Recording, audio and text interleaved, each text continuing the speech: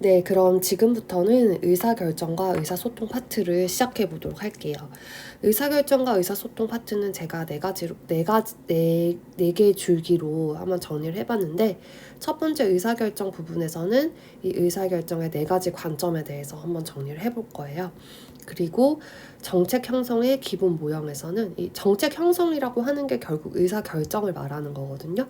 이 의사결정을 하는 기본 모형 6가지가 있어요. 합리 모형, 만족 모형, 점증 모형, 혼합 모형, 최종 모형, 쓰레기통 모형. 이걸 한번 정리해 보고요. 세 번째는 호의와 타터의 참여적 의사결정 모형에 대해서 한번 이야기를 해볼게요. 마지막 의사소통 부분에서는 조화리의 창에 대해서 한번 정리를 해보겠습니다. 네, 그럼 의사결정과 의사소통 시작해 보겠습니다. 네, 먼저 의사결정 부분에서는 의사결정의 네 가지 관점에 대해서 정리를 해볼 텐데요.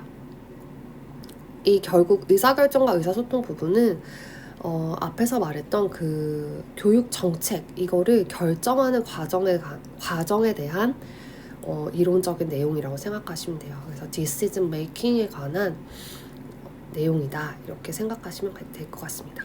그럼 의사결정의 네 가지 관점, 합리적 관점, 참여적 관점, 정치적 관점, 우연적 관점이 있습니다. 합리적 관점은 이 의사결정이 합리적 판단으로서의 의사결정이라고 보는 거예요. 그래서 의사결정은 최적의 대안을 선택하는 것입니다.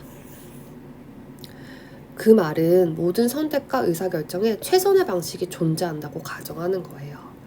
그래서 목표 달성을 위한 수많은 대안들 중에서 최적의 대안을 선택하는 것이 의사결정이다 이렇게 보는 거예요. 이거는 중앙집권적 조직에 적합합니다.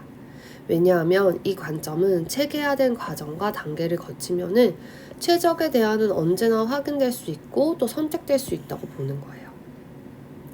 따라서 이 관점은 이와 같은 과정과 단계를 체계적으로 거칠 수 있는 관료제와 같은 중앙집권적 조직에 적합하다고 할 수 있습니다. 두 번째는 참여적 관점인데 이 참여적 관점은 의사결정 과정을 참여하는 과정으로 보는 거예요. 민주주의에 적합한 거죠.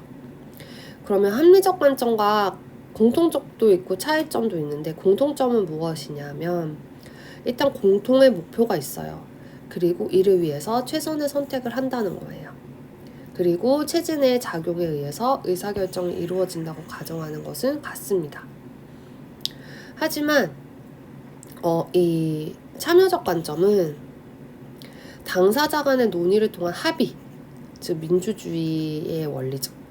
이거를 통한 결과로 이제 최적의 선택을 하는 것이고 합리적 관점에서는 합리적 이성의 판단에 의해서 최선의 선택을 한다고 보는 거예요. 참여적 관점은 합의, 그리고 합리적 관점은 합리적인 이성의 판단 이렇게 보는 겁니다. 정치적 관점은 타협으로서의 의사결정입니다. 이 의사결정은 타협의 산물이라고 보는 거예요. 조직에 대한 영향력을 행사하는 수많은 이익 집단이 존재한다고 전제하고 그래서 이 의사결정은 이러한 이해 집단들 간의 타협의 선물이라고 봐요. 이 정치적 관점은 개방체제를 전제로 하고 있는데 이익 집단들의 이질적인 목표들이 경쟁하고 타협하면서 특정한 목표를 지향하는 개방체제를 전제로 하고 있습니다. 마지막 우연적 관점은 의사결정이 우연적인 선택에 의해서 나타난다는 거예요. 의도하지 않은 어떤 상황이나 사정에 의해서 우연히 결정이 돼요. 즉 체계적인 과정이 아니고 필연적인 결과랑은 무관한 수많은 요소들이 우연히 한 곳에 모이는 거예요. 그때 의사결정이 이루어져요.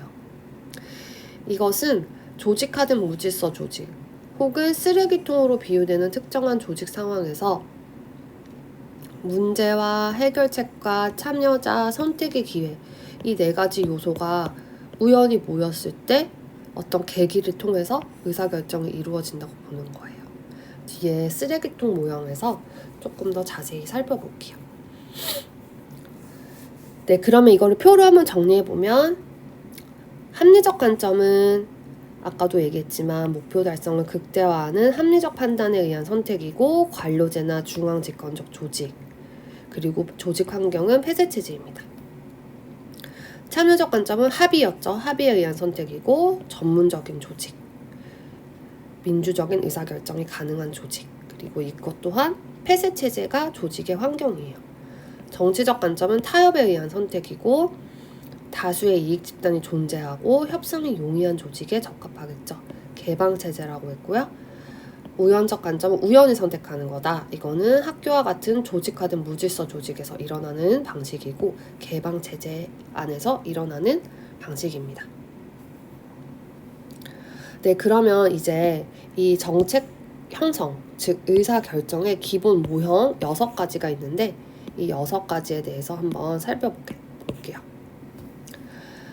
모형이라고, 기본 모형이라고 하는 거는 이제 실제와 비슷하게 만들어 놨다 이렇게 생각하면 돼요. 실제로 의사결정이 일어나는 그 과정과 환경 이런 거를 모형화했다 이렇게 생각하시면 될 것 같아요. 첫 번째, 합리성 모형입니다. 합리적인 관점을 취하고 있죠. 여기서 말하는 합리성이라고 하는 거는 기대 가치를 극대화시키고 손실을 최소화시키는 거예요. 이때 기대 가치는 주로 경제적인 가치를 말합니다. 전제는 뭐냐면, 인간은 이성을 가진 존재로 합리적인 선택, 즉 최선에 대한 선택을 할 수 있다, 이렇게 전제예요. 그러면 최선의 선택을 하려면은요, 의사결정자는 완전한 정보를 가지고 있어야겠죠.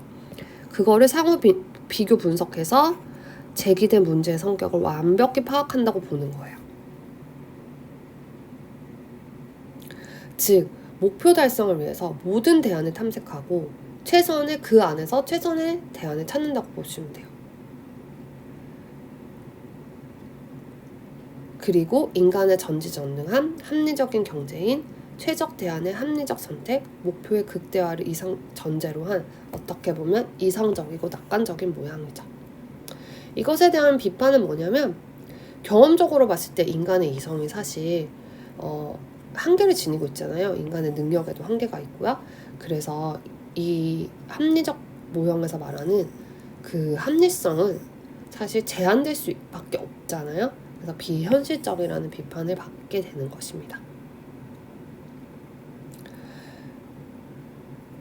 하지만 이거의 또 좋은 점은 뭐냐면요, 이 모든 대안을 탐색하고 최선의 대안을 찾아야 되잖아요. 그래서 모든 대안으로부터 발생된 모든 결과를 생각해야 돼요. 비용, 수익, 효과, 상황.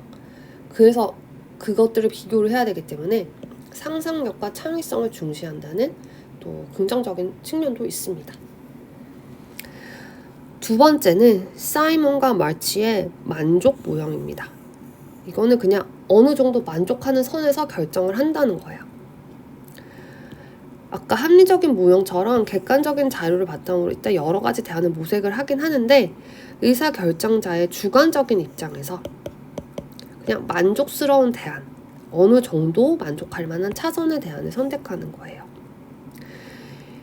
이제 아까 전에는 완전 무결한 합리성이었다면은, 이거는 제한적인 합리성, 주관적 합리성, 행정적 합리성을 전제로 하는 겁니다. 이 만족 모형에서 전제로 하고 있는 인간관은 객관적으로 의사결정을 위한 개념적인 틀, 정보, 가치가 제공이 돼도 대안을 찾고 결과를 예측하는 데는 한계가 있다, 이렇게 보는 게 기본 전제입니다. 그래서 나온 게 제한된 합리성이죠. 능력에 한계가 있는 현실적인 인간이 그냥 도달할 수 있는 합리성이에요. 그리고 정책 결정자가 자신의 주관적 판단으로 최선의 것이라고 믿어지는 대안을 선택해서 의사결정했을 때 실현되는 주관적인 합리성. 그래서 완전 무결한 합리성은 아닙니다. 장점은 합리 모형이 가진 비현실성을 극복할 수 있는 거죠. 비판은 이게 만족의 정도라는 게 정책 결정자에 따라서 굉장히 주관적이잖아요. 그래서 보편 타당성이 부족하다라는 비판이 있고, 이것이 어떻게 보면 정책 결정자의 개인적인 차원으로 이제 문제 해결이 이루어지기 때문에 조직 차원의 거시적 정책 결정, 의사 결정을 설명하기에는 조금 무리가 있다라는 한계점이 있습니다.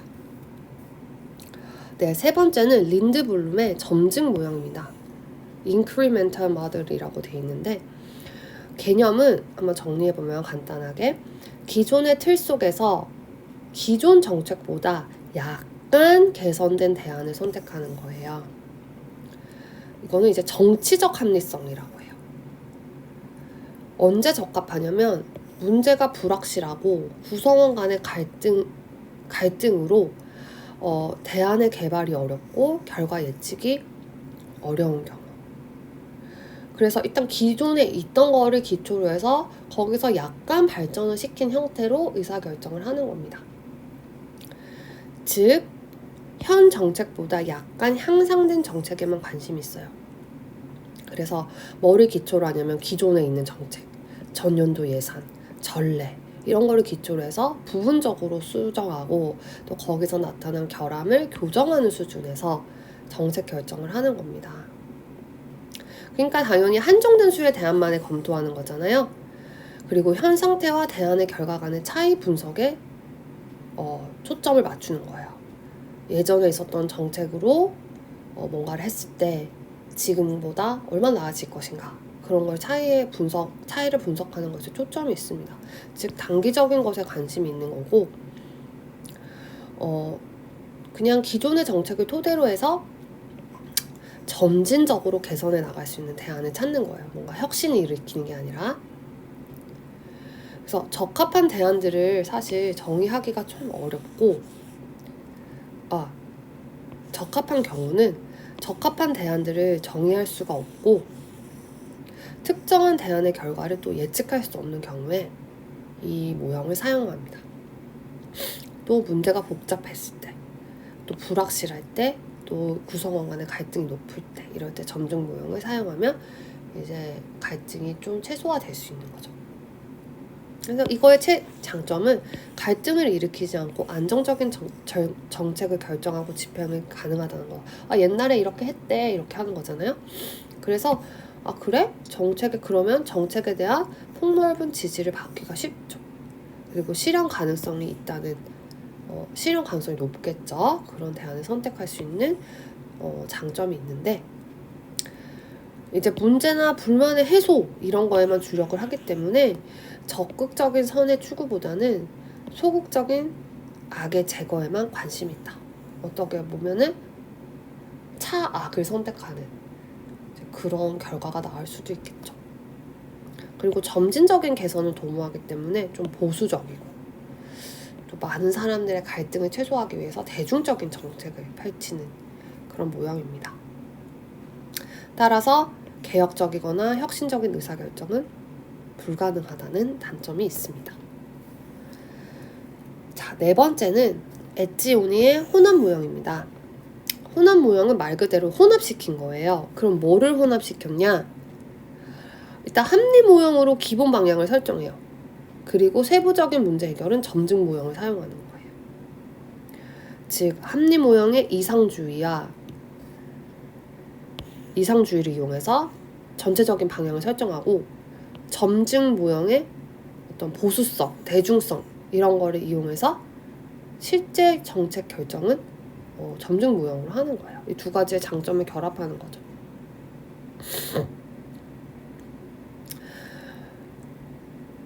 나름대로 현실적이고 바람직한 방향을 제시할 수 있습니다.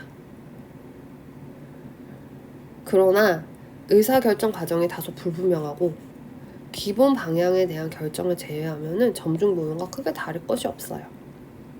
그리고 두 개를 혼합했기 때문에 이론적 독자성이 떨어지겠죠.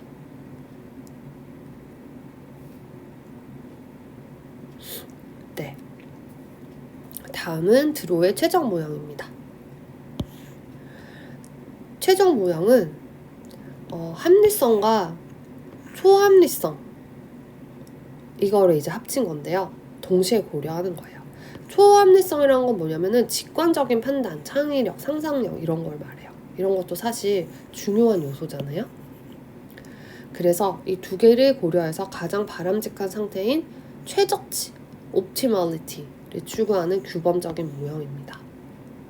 드로가 제시한 드로가 점중 모형의 타성적이고 현실 안주적인 성격을 비판하면서 대안으로 제시했대요. 이제 초합리적인 요인도 의사결정에 포함돼야 된다고 해서 어떻게 보면 창의적이고 혁신적인 의사결정이 가능하다는 장점이 있습니다. 그러나 좀 뭔가 수치화되고 통계화될 수 없는 초합리성에 의존하고 있기 때문에 다소간 비현실적이고 이상적이라는 비판을 받아요.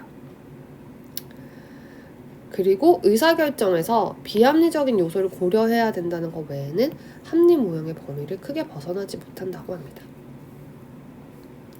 네, 마지막은 코엔과 멀치의 쓰레기통 모형입니다. 이 모형은 아까 전에도 말했지만 조직화된 무질서 조직, 학교와 같은 그런 조직에서 일어나는 의사결정 과정인데요. 의사결정이 일정한 규칙에 따라 이루어지는 게 아니라 갖가지 쓰레기가 한 쓰레기통에 모이듯이 이 의사결정의 4가지 요소인 문제, 해결책, 참여자, 선택 기회가 막 뒤죽박죽 움직이다가 어떤 계기, 점화장치로 인해서 탁 만나요. 그러면 그때 의사결정이 이루어진다고 보는 거예요. 아까도 말했지만 조직화된 무질서 조직에서 일어나는 의사결정 모형입니다. 이 이론은 선호의 불확실성, 불명확한 기술, 일시적인 참여자 이 3가지를 가정하고 있어요. 선호의 불확실성이라고 하는 것은 정책 결정의 구성원들은 정책이나 목표에 대한 자신의 선호를 정확하게 규정하지 못하기 때문에 의사결정은 그런 개개인의 선호에 의해서 움직이는 게 아니라 움직이면서 선호를 발견해 간다는 거예요. 불확실한 기술은 이 구성원들이 사실 이 학교라는 체제의 운행 과정을 정확하게 이해하지 못하고 문제 해결을 위해서 어떤 수단이 적합한지 잘 몰라요. 그래서 시행착오나 우연한 경험을 통해서 앞으로 나아간다는 것이죠. 일시적인 참여자는 이 정책 결정 과정에 모든 구성원들이 막 다 참여하는 게 아니라 유입되었다가 일정 기간이 되면 유출된다는 거예요. 학교를 예로 들자면은 이제 5년이 되면은 이제 보통 그걸 하잖아요. 그 정근에 가잖아요. 그런 것이 이제 일시적인 참여의 큰 요인이죠.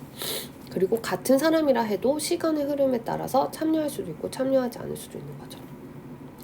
네, 그래서 아까 전에도 말했듯이 의사결정의 4가지 요인은 문제, 이것은 사람들의 관심사나 주목하는 대상이고요. 해결책, 조직 구성 중에서 누군가가 제안한 아이디어예요. 그래서 조직 내에는 무수한 대안들이 있어요. 참여자, 조직 내에 현재 존재하거나 과거에 존재하는 사람으로 아까도 말했지만 매우 유동적이죠.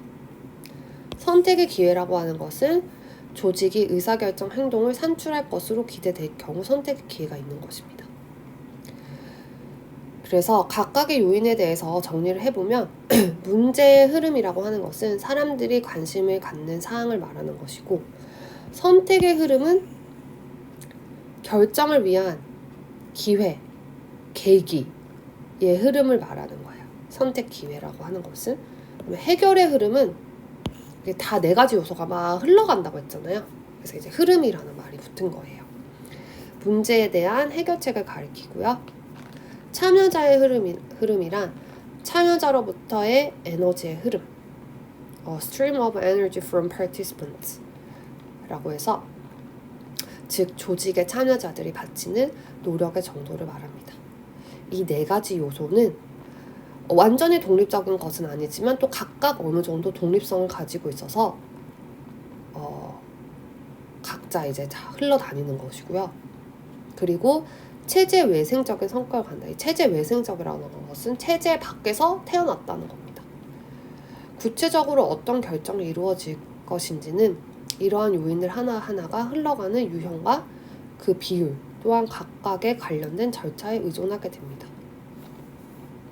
그래서 이 4가지가 흘러다니다가 어떤 계기, 점화장치를 만나서 탁 만나면은 의사결정이 일어나는 것이죠. 그래서 이러한 의사결정은 합리성보다는 우연성에 기초하는 거예요. 문제와 해결책이 조화를 이룰 때 좋은 의사결정이 일어날 수 있겠죠. 의사결정자들은 조화를 이루기 위해서 문제, 해결책, 참여자, 선택 기회를 탐색합니다. 장점은 존재하지도 않은 문제에 대한 해결책이 제안될 수 있는 이유, 즉 문제와는 별개로 해결책이 먼저 제시될 수 있는 이유, 그리고 해결되는 문제가 거의 없는 이유를 설명할 수 있어요. 비판은 아까도 말했지만 조직화된 무질서 조직에서 일어나는 의사결정 모형이라는 점에서 모든 조직에서 일어나는 보편적인 의사결정 형태를 설명하기에는 한계성을 보이고 있습니다.